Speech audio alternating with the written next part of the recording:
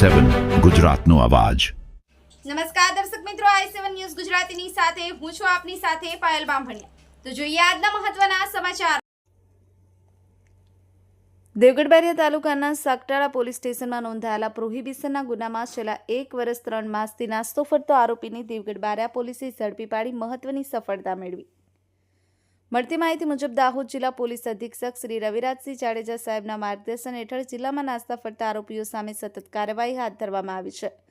આ દરમિયાન ખાનગી બાતમીદાર પાસેથી મળેલ બાતમીના આધારે સાગટાળા પોલીસ સ્ટેશનના પ્રોહિબિશન ગુનાના વોન્ટેડ આરોપી અર્જુનભાઈ બાબુભાઈ જાતે પટેલ પોતાના ઘરે હાજર હોવાનું જાણવા મળતા પોલીસ ટીમે ત્યાં છાપો મારી આરોપીને ઝડપી પાડ્યો હતો।